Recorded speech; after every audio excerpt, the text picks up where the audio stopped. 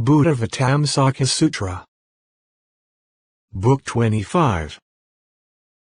10 Dedications. Video 12. The great enlightening beings dedicate these roots of goodness to the welfare of all sentient beings, to the peace and happiness of all sentient beings, to the true benefit of all sentient beings, to the purification of all sentient beings, to induce all sentient beings to seek enlightenment, to cause all sentient beings to attain equality, to cause all sentient beings to attain intelligent, benevolent minds, to cause all sentient beings to enter the great vehicle, to cause all sentient beings to attain wisdom, and to cause all sentient beings to fulfill the practical undertakings of the universally good enlightening being, fulfill the vehicle of the 10 powers, and actually realize true awakening. When great enlightening beings dedicate roots of goodness this way, they are liberated in word, thought, and deed. They have no attachments or bonds, no concept of sentient beings, no concept of a life, no concept of a personality, no concept of a person, no concept of a youth, no concept of one born, no concept of an agent, no concept of a receiver, no concept of existence, no concept of non-existence, no concept of present life or afterlife, no concept of dying here and being born there, no concept of permanence, no concept of impermanence, no concept of the 3 realms of existence, no concept of the non-existence of the 3 realms. They are not perceiving, nor are they not perceiving. Thus, they are not practicing dedication bound, not practicing dedication liberated from bonds, not practicing dedication by action, not practicing dedication by the results of action, not practicing dedication with discrimination, not practicing dedication indiscriminately, not practicing dedication thinking, not practicing dedication afterthought, not practicing dedication with mind, not practicing dedication mindlessly.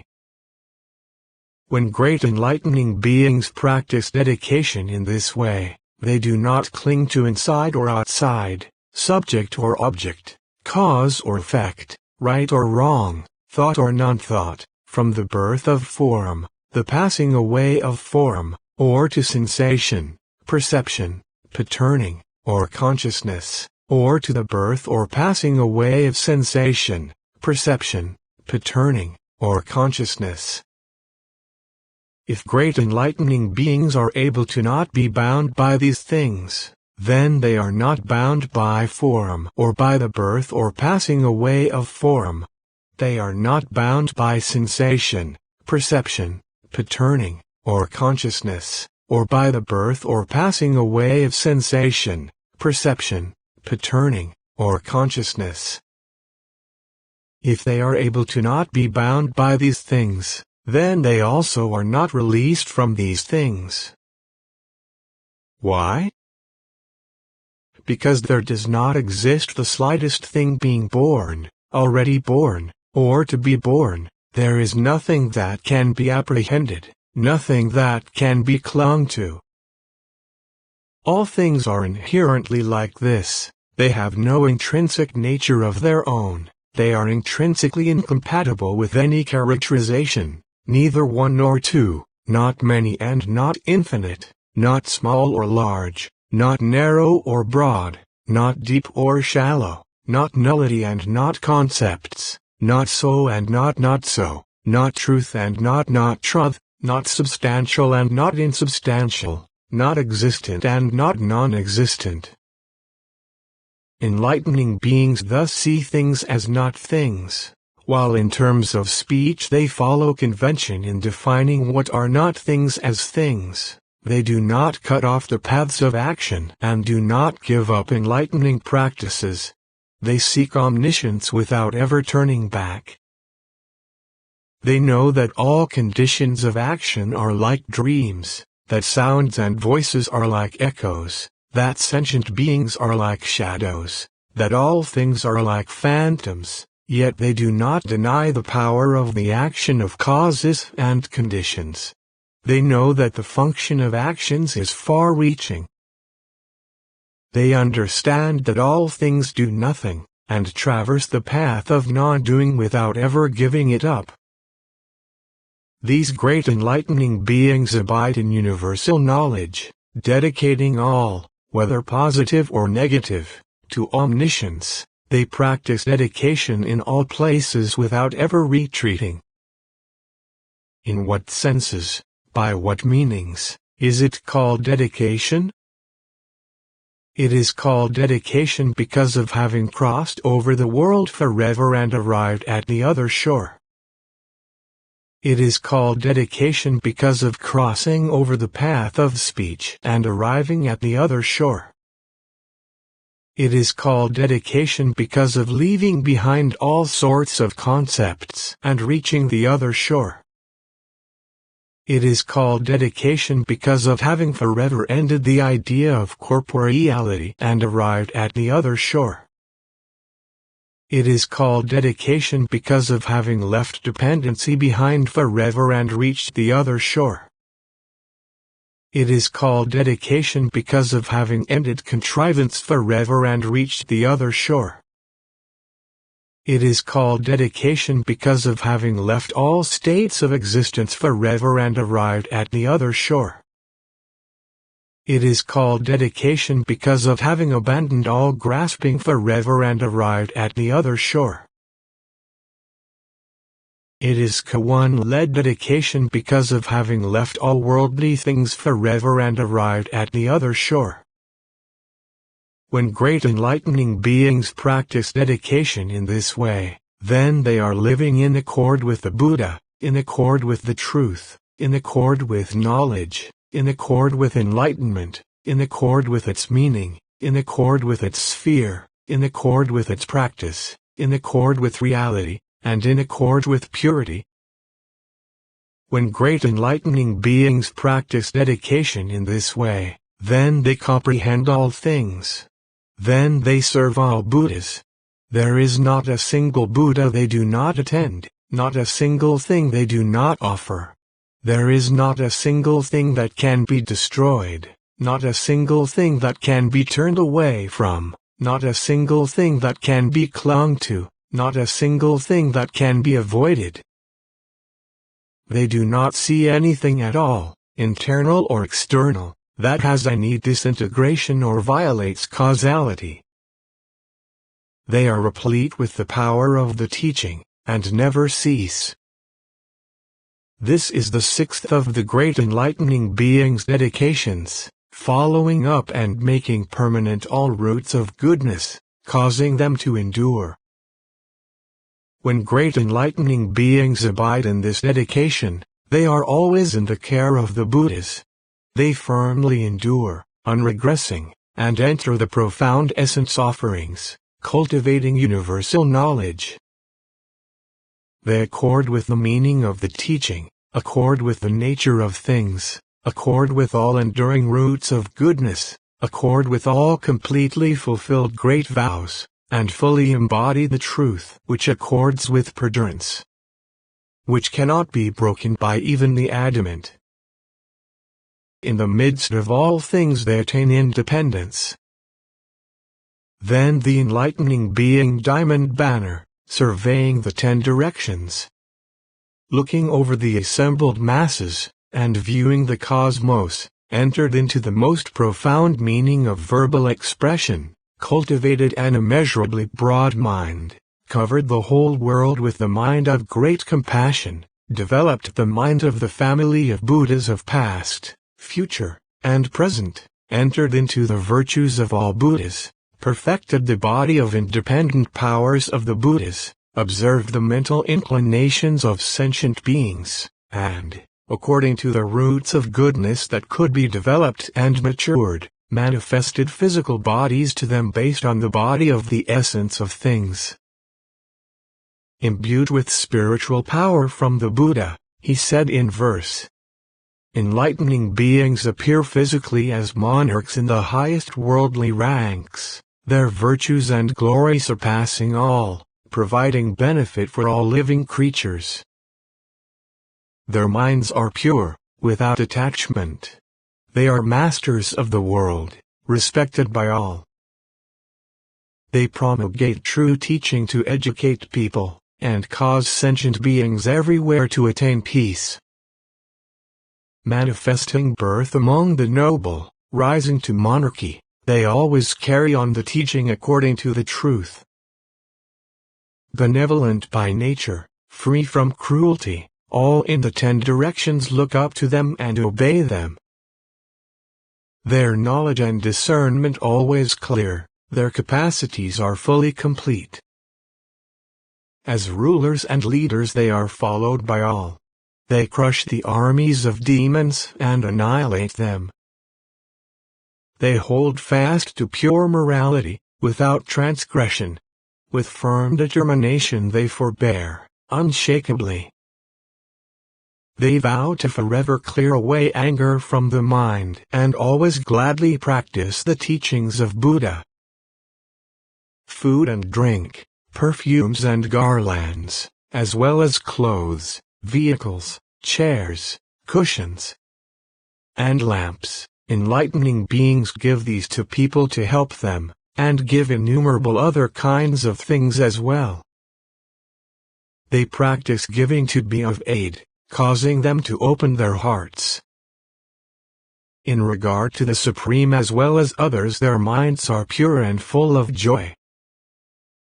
Enlightening beings provide for all, able to give up everything they have, internal and external, unfailingly causing their minds to be forever pure and never to be narrow or mean.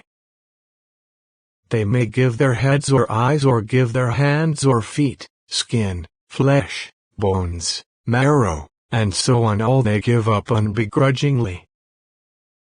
Enlightening beings, on the throne of royalty, of the most noble of tribes, open their mouths and put forth their tongues to give living beings, their hearts joyful, without sorrow or attachment.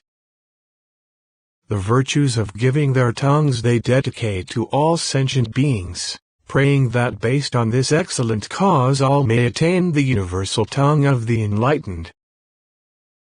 They may give their spouses and children, or their royal rank, or give themselves to be servants. Their minds are pure and always joyful, thus they have no remorse or regret. They give whatever is required, aiding according to the time, unwearied. All they have they can disburse so that all seekers be satisfied. They give their bodies to hear the teaching and practice austerities seeking enlightenment. And for the sake of the living they give up all, seeking unexcelled knowledge without turning back. By the true teaching heard from the Buddhas they give up their bodies to be servants. Because they want to save all living beings, they develop a mind of infinite joy. They see the world-honored guide can bring widespread weal with kindness. Then they dance with joy and absorb the savor of the profound teaching of enlightenment. Whatever roots of goodness enlightening beings have they dedicate all to sentient beings. They rescue all without exception, forever liberating them, so they're eternally at peace. Enlightening beings' retinues are attractive, talented, eloquent and intelligent, adorned with all manner of embellishments, flower garlands, clothes, and perfumes. These retinues, rare as they are, enlightening beings are able to give away, wholeheartedly seeking true enlightenment to liberate beings, never for a moment giving up this determination. Enlightening beings thus think clearly and fully carry out various great works, dedicating all to conscious beings without developing a grasping mind. Enlightening beings give up their royal ranks as well as their land and cities, palaces, bowers, gardens, and groves, servants and attendants, all ungrudgingly. Over countless millions of eons they travel everywhere giving, whereby they teach and lead living beings, causing them to ascend to the unexcelled shore. Countless species, each different, come and gather from all worlds. Seeing them, enlightening beings are joyful and satisfy them according to need. Like the dedication of the Buddhas of all times, enlightening beings performed similar works. The course of the human taming lords they emulate to reach the other shore. Enlightening beings examine all things. Who can comprehend these things? What is comprehension? What is comprehended? Thus their giving dwells nowhere. The adaptive knowledge of enlightening beings' dedication, the expedient methods of enlightening beings' dedication, the true meaning of enlightening beings' dedication, they have no attachment to those things. Their minds do not conceptualize actions arbitrarily, and they are not obsessed with results of action. They know the nature of enlightenment comes from conditions, and enter the profound realm of reality, without opposition. They do not have action in their bodies, nor does it dwell in the mind. By wisdom they realize there's no essence to action, yet due to causality action's not lost. Their minds do not wrongly grasp things of the past, nor crave for things of the future, nor dwell on aught in the present. They know the three times are all void. Enlightening beings have already reached the other shore of form and of sensation, perception, patternings, and consciousness. They go beyond the flow of birth and death in the world, their minds humble and always pure. They clearly analyze the 5 clusters, 18 elements, 12 sense media, and their own bodies, looking for enlightenment in each. Their essential nature cannot be grasped. They do not cling to appearances of permanence in things, nor cling to the appearance of annihilation. The nature of things is neither existent nor non-existent, while the process of the principle of action ultimately never ends. They do not dwell on anything at all, do not see sentient beings or enlightenment. Throughout all lands in all times they ultimately find they cannot be found. If one can see things in this way, one will accord with the understanding of the Buddhas. Though one seeks their essence, it cannot be found, yet enlightening beings' practices are not in vain. Enlightening beings understand things exist due to conditions, and they do not deviate from the paths they should travel. They clarify and explain the marks of all actions, wanting to purify all sentient beings. This is the path traversed by the wise, taught by all the enlightened ones. Following it reflectively, entering the true meaning, one will naturally awaken and become enlightened. Phenomena have no birth or extinction, and they have no coming or going. Not dying here and reborn there, such people understand the Buddha teachings. Comprehending the true nature of things, yet not conceptualizing the nature of things, knowing things have no essence and no discrimination, such people can enter the Buddha's knowledge. The nature of things is in all places, all sentient beings and all lands, in all times, past, present, and future, yet has no apprehensible form. That which the Buddhas all realize is all-inclusive, omitting naught. Though they explain all things in all times, all these things are not existent. As the nature of things pervades everywhere, so does the dedication of enlightening beings, thus dedicated to sentient beings, they never retreat from the world. What is great enlightening beings' dedication equally adapting and according to all sentient beings? The enlightening beings accord with whatever roots of goodness they have accumulated, small roots of goodness, great roots of goodness, extensive roots of goodness, manifold roots of goodness, measureless roots of goodness, various roots of goodness as numerous as atoms, incalculable roots of goodness, boundless roots of goodness, inconceivable roots of goodness, immeasurable roots of goodness of the sphere of Buddhahood, roots of goodness of the sphere of the teaching, roots of goodness of the sphere of the religious community, roots of goodness of the sphere of teachers, roots of goodness of the spheres of all sentient beings, roots of goodness of the sphere of skill in means, roots of goodness of the sphere of cultivation of good states of mind, internal roots of goodness, external roots of goodness of the sphere of boundless aids to the fostering of enlightenment, roots of goodness of diligently cultivating universal relinquishment, roots of goodness of establishing supreme determination and ultimately keeping pure precepts, roots of goodness of equanimously enduring all, roots of goodness of constant, unregressing perseverance, roots of goodness of entering innumerable concentrations by great skill in means, roots of goodness of skillful analysis by knowledge and wisdom, roots of goodness of knowing the differences in mental patterns of all sentient beings, roots of goodness of universally protecting and nurturing all worlds. Great enlightening beings cultivate and live by these roots of goodness, entering into them, absorbing them, accumulating them, fully developing them. Their awareness and understanding clear, they demonstrate and put them into action.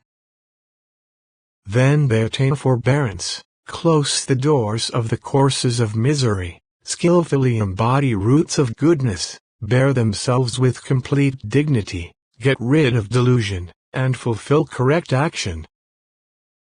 They are capable of being vessels of the Buddha teaching, and can be fertile fields of blessings and virtue for sentient beings. In the care of the Buddhas, they develop the roots of goodness of Buddhahood, live by the vows of Buddhas, and carry out the works of the Buddhas. Their minds attain freedom equal to the Buddhas of past, present, and future.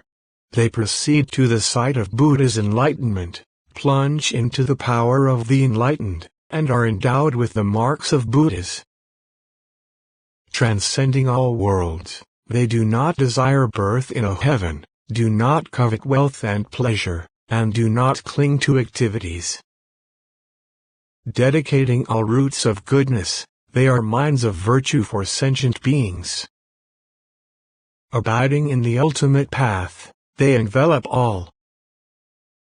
They remove sentient beings from the paths of delusion and cause them to live by all good principles. They reach all realms, uninterrupted and inexhaustible, opening the gates of omniscient enlightenment, setting up the banner of knowledge, clarifying the great path, able to show it to all worldlings, causing them to get rid of impurity. Their minds well trained, they are born in the house of the enlightened and purify their Buddha nature.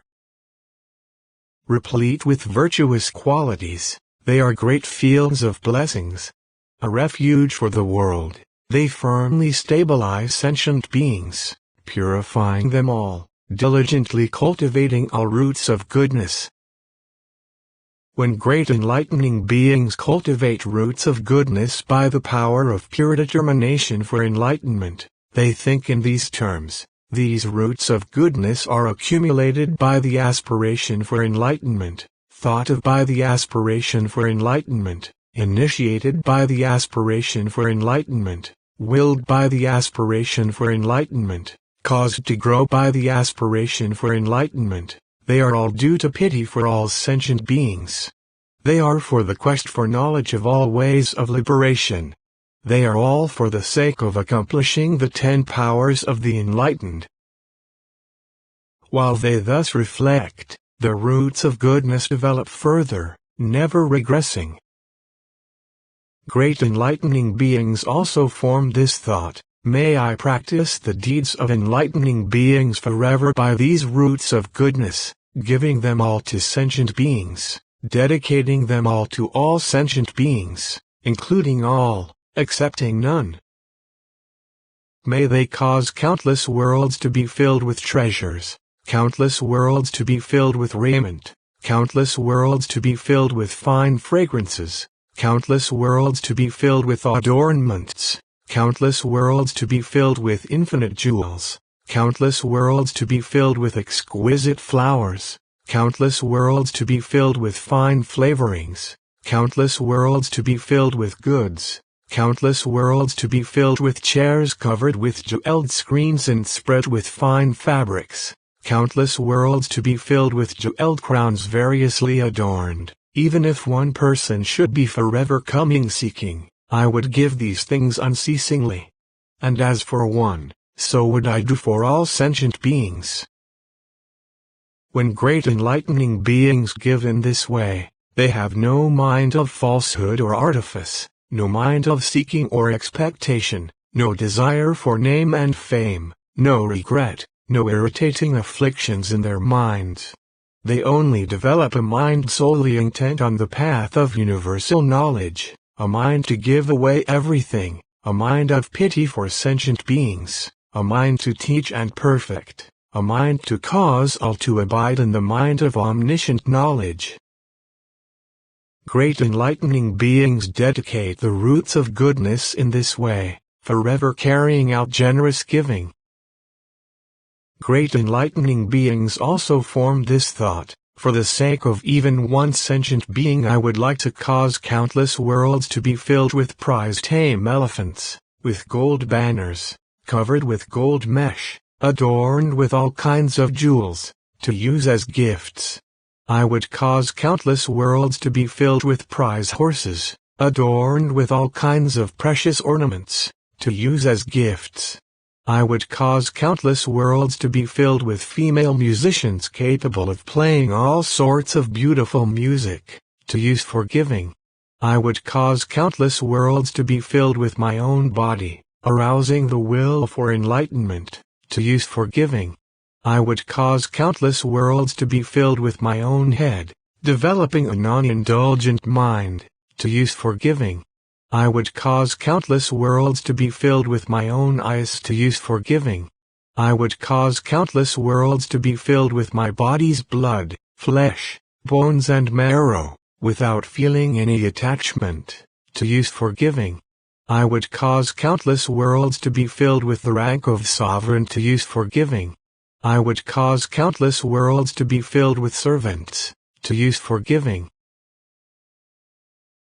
Great enlightening beings give various such things to one sentient being, abiding in a magnanimous, totally generous state of mind. And as to one, so do they give to all sentient beings in the whole realm of sentient beings. Great enlightening beings perform the acts of enlightening beings throughout the future in one world, giving such things to one and all, satisfying everyone. And as they do in one world, so also do they do in all worlds in space throughout the cosmos. They cover all with great compassion, unremittingly, extending sympathy and mercy to all, providing them with what they need. They do not let conditions stop their practice of giving, and never grow weary of it, even for a moment. When great enlightening beings give in this way, they give rise to these frames of mind: an unattached mind, an unfettered mind, a liberated mind, a mind of great strength, an extremely profound mind, a well-concentrated mind, a non-clinging mind, a non-subjective mind, a well-controlled mind, an undistracted mind, a mind without arbitrary conceptions, a mind endowed with all kinds of precious essences, a mind not seeking reward, a mind comprehending all things, a mind abiding in great dedication, a mind skillfully determining meanings, a mind to cause all sentient beings to abide in unexcelled knowledge, a mind producing the great light of truth, a mind entering omniscient knowledge. In every moment of thought, great enlightening beings dedicate the roots of goodness they have gathered in this way. May all sentient beings have abundant wealth and lack nothing. May all sentient beings develop inexhaustible stores of great virtues. May all sentient beings fully experience all peace and happiness. May all sentient beings develop and extend the work of great enlightening beings. May all sentient beings fulfill infinite supreme qualities. May all sentient beings gain the vehicle of universal knowledge, which never rolls back. May all sentient beings see all the Buddhas of the 10 directions.